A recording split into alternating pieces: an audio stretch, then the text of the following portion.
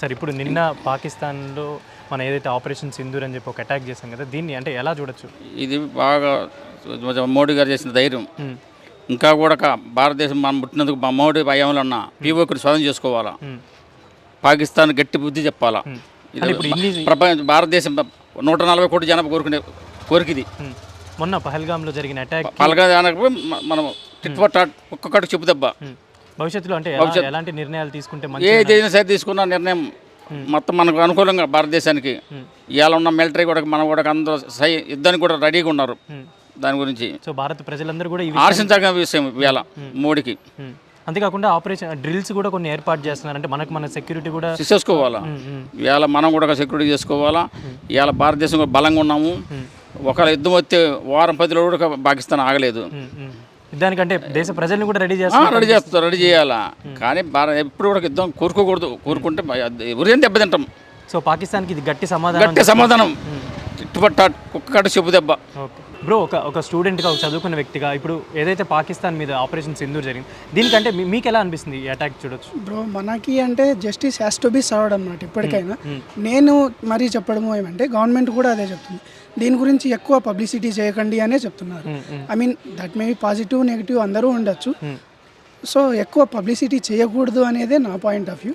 Justice has to be served and Modi government అంతా మంచిగా జరుగుతుంది. ఇప్పుడు పహల్గామ్ అటాక్కి ఇది సమాధానం అని అనుకోవచ్చా మన ఇండియా తరఫున? అంటే ఇన్ని రోజులు నా వరకు అడిగితే ఇంకా ఎక్కువే జరగాలి అని నేను చెప్తా.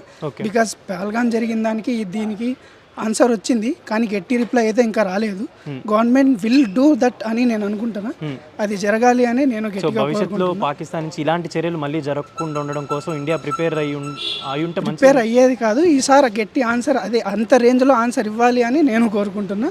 లెట్స్ హోప్ ఫర్ దట్ అంటే. ఇప్పుడు నిన్న నైట్ పాకిస్తాన్ మీద జరిగిన ఆపరేషన్ సింధూర్ ఎలా చూడొచ్చు? ఎలా చూస్తున్నారు ప్రజలు కానీ దేశ ప్రజలందరూ కూడా? సార్, ఇది మనుషులో ఉన్న పాపానికి సంబంధించిన ఈగో. వాళ్ళు క్యాష్ హోల్డర్స్ అంటే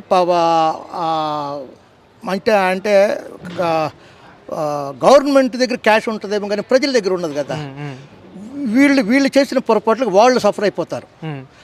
ఇప్పుడు అసలే పాకిస్తాన్ చాలా బేద దేశం. యుద్ధానికి చిన్నదానికి పెద్దదానికి ముఖం మీదకి వచ్చేస్తుంది. I am not ordinary, I'm something, one of the great, one kind of great. మళ్ళీ వీళ్ళు చేసే ప్రతి తప్పు దేవుని మీద మేము చేసే మంచి పని దేవునికి మేలు అవుతుంది, ఆయన దగ్గర మాకు మంచి పేరు వస్తుంది అనుకుంటారు వీళ్ళు. కానీ అదే దేవుడు అందరిని పుట్టించాడు కదా సార్. అందరిని పుట్టించేది ప్రతి ఇప్పుడు కులాలు మతాలు మనుషుల దగ్గర వీళ్ళు పెట్టినాయి కనుక మనుషులందరూ ఒకటే సమానం. అది వీళ్ళు మా దేవుడు గొప్పడు అసలు కొంచెం ఆగి ఆలోచించే మనసులు వీళ్ళ దగ్గర లేదు, ఎవరి దగ్గర లేదు. ఎందుకంటే సాయంత్రానికి సేరు బియ్యం లేవు అని ఒకళ్ళు, మా బాధలు మాకున్నాయి అనేది రెండో వాళ్ళు. వీటిలో ఈ ప్రెస్టేషన్లో ఎవడు ఏం చేస్తాడో ఎవరికి తెలియట్లేదు. అసలు ఈ యుద్ధాలు అనేది అనవసరం. ఇగో ఇప్పుడు ఒకడు పెరిగిపోయి ఉంటుంది సార్. ఇప్పుడు ఇగో ఏం చేస్తే వాళ్ళలో కొవ్వు అలా ఉండిపోతుంది, దాన్ని చంపేసుకోలేరు వీళ్ళు. సార్ నిద్రపోతున్నప్పుడు నా ఒంటి మీద గొడ్డు ఉందో లేదో నాకు తెలియదు, మెలుగు వచ్చేపాటికి నేను మేసాలు మేలేస్తున్నాను సార్. ఆయాం అది ఎంత అన్యాయం సార్. అది కనుక ఇప్పుడు మొన్న పహల్గామ్లో ఎవరైతే టూరిస్టులు ఇక్కడ నుంచి చాలా మంది వెళ్ళిన వాళ్ళు సార్ తోటి మనుషులను చంపుకోవటం, మనిషిని చంపుకోవటం, వీలుంటే మేలు చేయాలి కానీ కీడు చేయకూడదు సార్. నేను మీకు అన్యాయం చేస్తూ ఇది దేవుడికి హెల్ప్ చేస్తున్నానని సపోర్టర్ వీడు. ఇది అంత అజ్ఞానంగా కనిపిస్తుంది కదా సార్. కనుక దీనికి ఏం చెప్తాం సార్? దీనికి సమాధానం ఇదే అజ్ఞానం అని నా వయసుకి నా మేధస్కి ఇది తెలివి గలవాళ్ళు చేసే పనులు కావు ఇవి.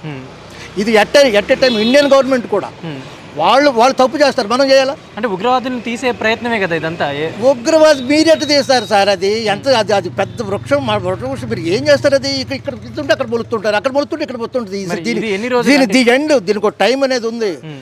దీనికి ఖయామత్ దినాలని ముస్లిమ్స్, కలియుగం అని చెప్పి హిందువులు, చివరి దినాలని క్రైస్తవులు చెప్తున్నారు. అంటే ఈ లోకానికి మార్పు అనే ద్వారం దగ్గర ఉంది కనుక దేవుడు దీన్ని తీర్పు తీరుస్తాడు. ఆయనకి ఇష్టం లేని వాళ్ళందరినీ చంపేస్తాడు. ఇక ఆయనతో అది చేయాలి. కానీ మానవులు భూమి మీద ఉన్న ప్రతి మానవుడు శాంతిని కోరుకుంటాడు. కానీ నీ యుద్ధాలు, నేరాలు, ఘోరాలు ఎక్కడి నుంచి వస్తున్నాయి? ప్రతి మానవుడు శాంతిని కోరుతాడు. అంటే ఇప్పుడు వాళ్ళు పాకిస్తాన్ టెర్రరిస్ట్ వచ్చి ఇండియాలో అటాక్ చేస్తే మనం సైలెంట్గా ఉండాలంటారా, రియాక్ట్ అవుతే మంచిదని అంటారా? మీ ఒపీనియన్? సార్ అది నేను దానికి ఏం చెప్తాను, గాంధీ గారు అహింసను మెయింటైన్ చేసి ఒక దేశానికి లోకానికి ఒక టర్నింగ్ తీసుకొచ్చాడు ఆయన. అహింస దానికి రిజల్ట్స్ కూడా కనపడుతుంది, మనకు స్వాతంత్రం వచ్చింది. ఇప్పుడు మీరు అలా కాదు కత్తే బాంబుకి బాంబే అని చెప్పి అనుకుంటే అది ఏమొస్తుంది? ఇది రప్చర్ తప్పదు, ఇది కంప్లీట్ క్యూరిటీ లేదు సార్. నా హాఫ్ నాలెడ్జ్కి నేను చెప్పేది ఇది, నేను గ్రహించింది కనుక ఇది నేను ఎందుకంటే నాకు అర్థమైంది ఇది కనుక. ఇది మానవుల వల్ల వచ్చేది కాదు సార్. ఇది ఒకరికొకరు వీలుంటే క్షమించుకోండి, లేకపోతే నమస్కారం చేయండి, కాళ్ళు పట్టుకోండి, నన్ను క్షమించండి మొర్రో అంటే మీరు కొడతారా సార్? నన్ను క్షమించు, తప్పు నాదే అని 10 సార్లు మీకు కాళ్ళు పట్టుకుంటే నన్ను కొడతారా సార్? మీరు క్షమించారా? మరి ఆ మనసు ఏది? అసలు ఎందుకు ఉగ్రవాదులు ఎందుకు తయారవుతారు? వాళ్ళ ఉద్దేశం ఏంటి? వాళ్ళు ఒకసారి కూర్చోబెట్టి హృదయపూర్వకంగా ప్రేమపూర్వకంగా కూర్చోబెట్టి అసలు వాటి ఏంటి మనం ఇది న్యాయమేనా? మనం పోటాడుకుంటే వీళ్ళు చచ్చిపోతున్నారు, వాళ్ళకి అన్యాయం జరుగుతుంది, ఇది న్యాయం కాదే అనేది అసలు ఎక్కడైనా కొంచెం పెద్ద రకంగా మానసికంగా ఎదురు కూర్చొని మాట్లాడుకొని హృదయపూర్వకంగా మనసిప్పి మాట్లాడుకుంటే పరిష్కారం దొరుకుద్ది సార్. పొద్దాగా పోట్లాట్లు ఇవాళ మీకు బలం ఉందో రేపు ఉండదు, ఇవాళ నన్ను కొడతారు రేపు ఉండదు, మీరు నా వయసులోకి మీరు రేపు వస్తారు, అప్పుడు ఇది న్యాయం కాదు సార్. మానవత్వంగా చెప్తే నా ఉద్దేశం ఏంటంటే అది సామాన్య ప్రజలకు మ్యాక్సిమము వాళ్ళు బాగానే ఉన్నారు, ఇప్పుడు నీళ్లు ఆపేసేస్తున్నారు చెప్తున్నా. అసలే దేశం, ఆ దేశం మీద ఇంకొక మూలిగెత్త నక్క మీద తాటికాయ. ఎవడో ఒకడో ఇద్దరు ఉంటారు సార్, 100 మందిలో 10 మంది ఉంటారు సార్ ఈడియట్స్. వాళ్ళ గురించి మిగతా 90 మందిని ఏం చేద్దాం అది ఆలోచించండి, మీరు చెప్పండి సార్.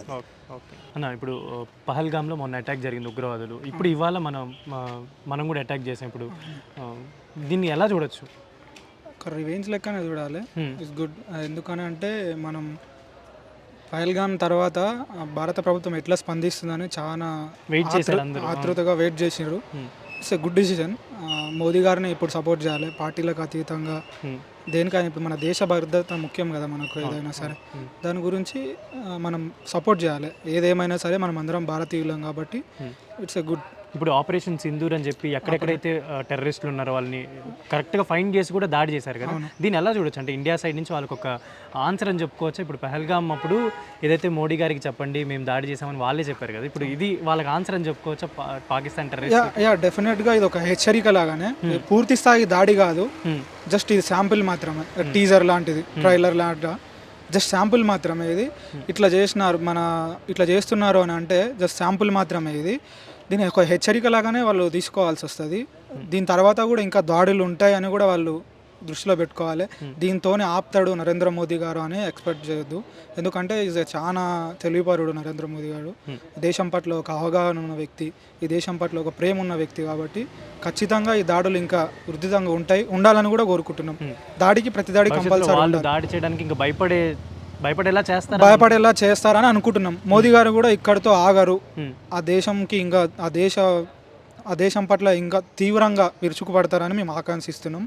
ఎందుకంటే మన మీద వాళ్ళు చేసిన దాడి అట్లాంటిది ఇప్పటి నుంచే కాదు, గత కొన్ని సంవత్సరాలుగా మన మీద నమ్మించి గొంతు కోసినట్టు మన మీద ఎట్లా దాడి చేస్తున్నారో ఆ దాడులకు అన్నిటికీ ఇప్పుడు సమాధానాలు వస్తున్నాయి. ఇప్పుడు భారతదేశ ప్రజలందరూ కూడా దీనికి హర్షిస్తున్నట్టు కనిపిస్తుంది, అంటే ఎక్కడ చూసినా కూడా.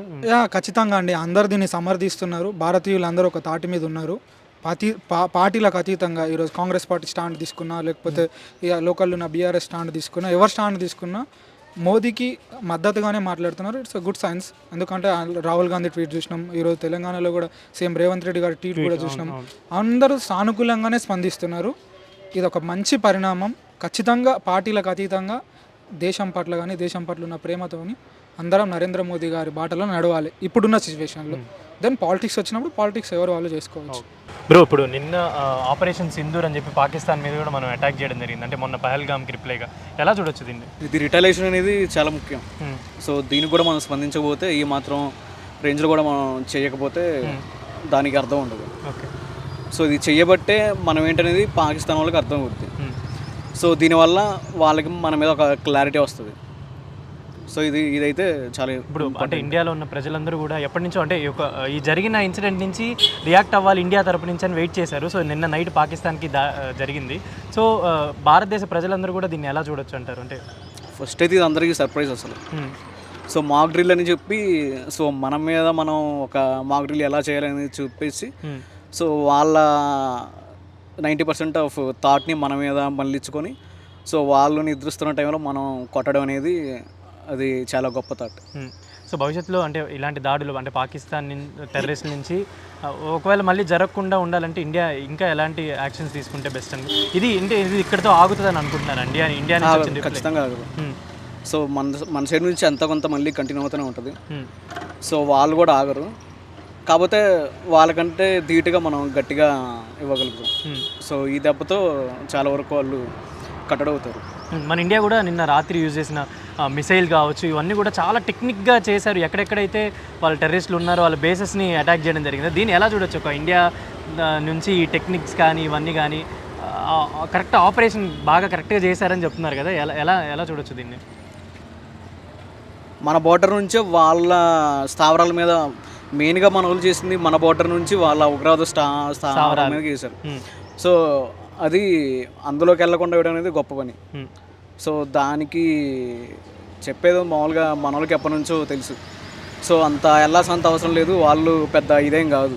సో దానికి ఒప్పుకోవచ్చు. అక్కడ మొన్న పహల్గామ్లో జరిగిన అటాక్లో చాలామంది భర్తలను కోల్పోయిన వాళ్ళు ఉన్నారు, కొత్తగా పెళ్ళైన వాళ్ళు కూడా చాలామంది హస్బెండ్స్ని కోల్పోయిన వాళ్ళు ఉన్నారు. అంటే దీనికి ఆపరేషన్ సింధూర్ అని పెట్టడానికి కేవలం భారతీయ స్త్రీలని రిప్రజెంట్ చేయడం అనుకోవచ్చా? ఇప్పుడు మార్నింగ్ జరిగిన మీటింగ్లో కూడా ఒక ఇద్దరు లేడీస్ కూర్చొని మాట్లాడారు ఈ ఇష్యూ గురించి. సో ఇదంతా అంటే ప్లాన్డ్గా భారతదేశం నుంచి స్త్రీల చేతే రిప్లై ఇవ్వడం అని అనుకోవచ్చా? అంతే కదా మరి. ఎందుకంటే ఇప్పుడు భర్తని పోగొట్టుకున్నాడు అన్న భార్యకి అర్థమైద్ది ఆ బాధ ఏంటో. సో సొసైటీ ఎలా చూస్తుంది అనేది. సో మోదీ గారు తీసుకున్న నిర్ణయం అనేది, ఈ పేరు దాన్ని పెట్టడం అనేది చాలా గొప్ప థాట్.